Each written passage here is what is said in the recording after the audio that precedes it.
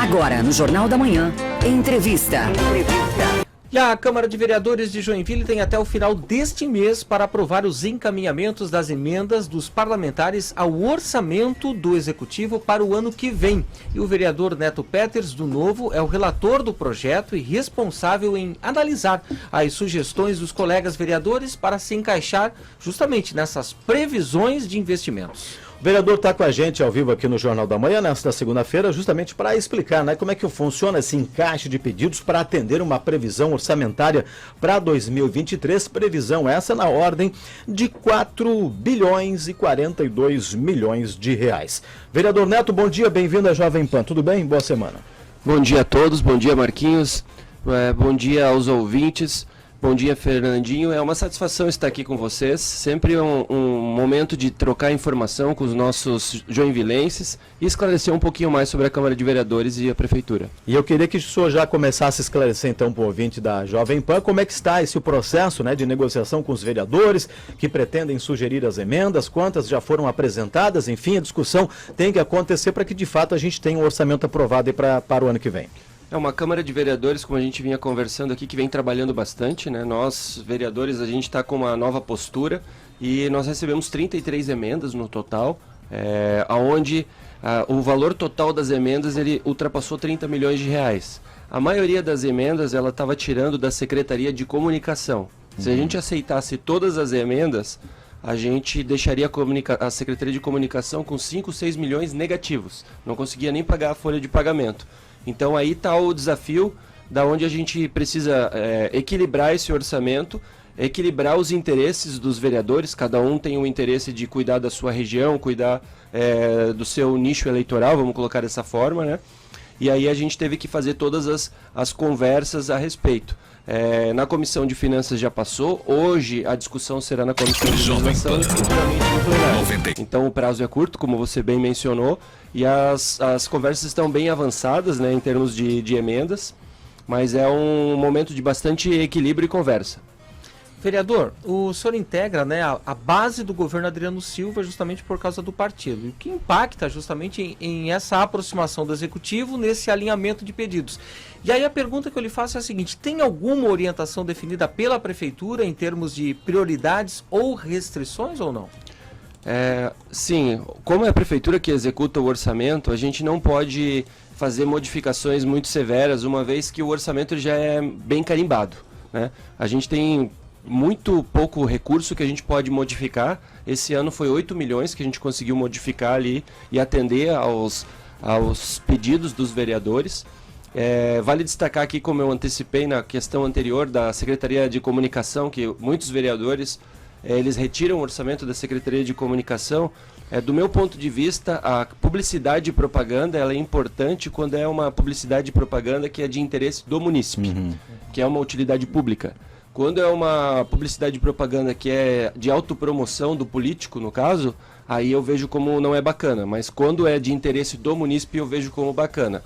A Secretaria de Comunicação, ela às vezes, ano passado já aconteceu esse fenômeno, esse ano novamente, de vários vereadores retirarem emendas dali. Só que ali tem servidores que trabalham, ali tem contratos que já estão assinados, que precisam ser mantidos.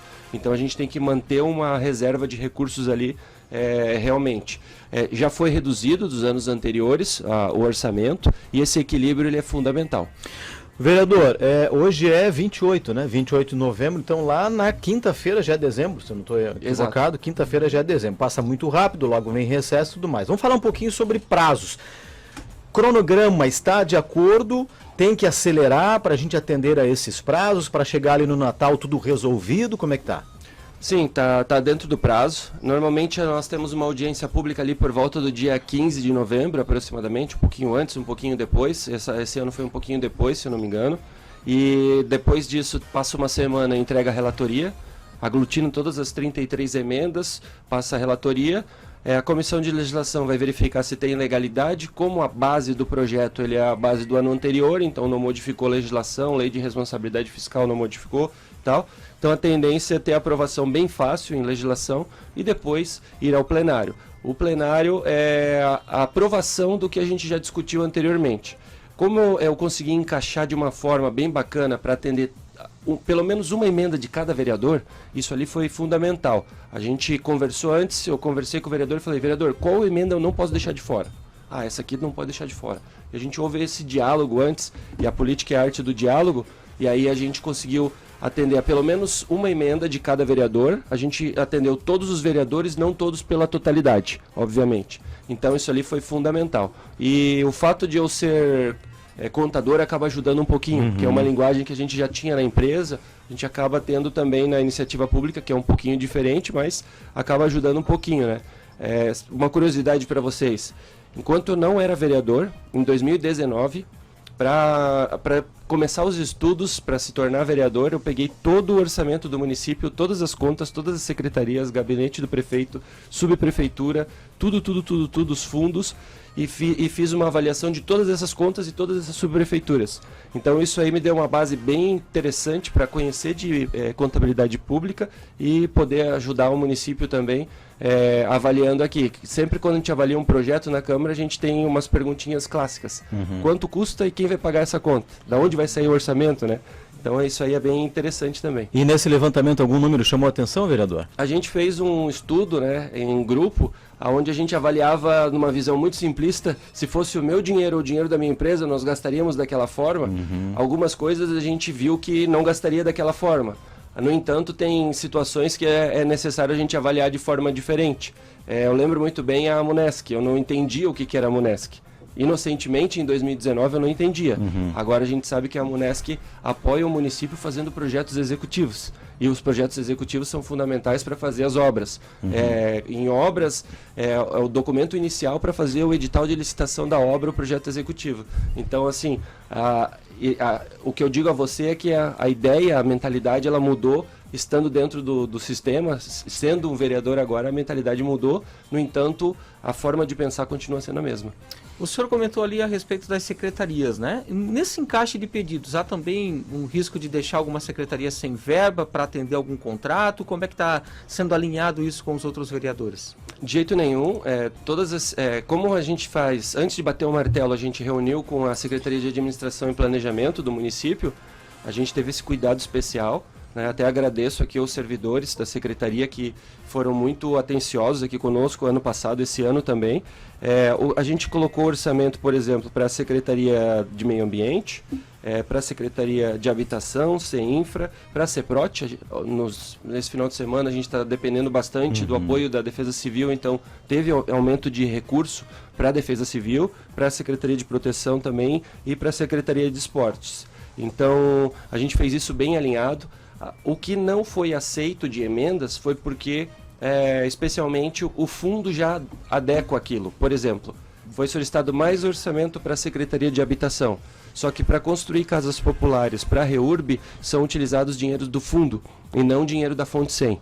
Então, esses 17 milhões que já tem no fundo vão ser utilizados para construir casas populares, vão ser utilizados para regularização fundiária, para a chamada REURB. E aí, outro incremento de recurso foi feito para a Secretaria de Habitação, para o programa Moradia Legal, e aí nessa parte a gente incrementou, nessa outra a gente não incrementou, mas com uma justificativa bem plausível de que tem recurso no fundo. Vereador, nosso tempo está terminando, mas deixa eu lhe perguntar o seguinte, né? O senhor falou agora há pouco, né? Política é diálogo e precisa ter diálogo, obviamente. 2022 está terminando e aí nós temos mudanças na presidência da Câmara de Vereadores de Joinville. O nome consensual neste momento é do vereador Diego Machado. E aí, qual é a avaliação do senhor? É um nome aprovado? Já tem votos suficientes para isso? Eu vejo que ele já saiu bem na frente, né? Tem diversos vereadores que já declararam voto nele, estão junto com ele. Outros vereadores também se colocaram à disposição, mas não se tornaram uma solução viável, vamos colocar assim, não angariaram os votos necessários.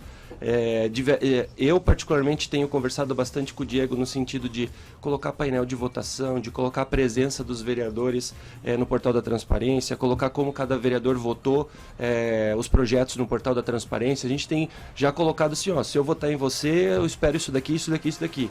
Então eu vejo como já um nome mais adiantado, tá? E outras pessoas colocaram seus nomes à disposição, talvez para avaliar se existia um voto ou não, e a gente acaba vendo que deu uma esfriada.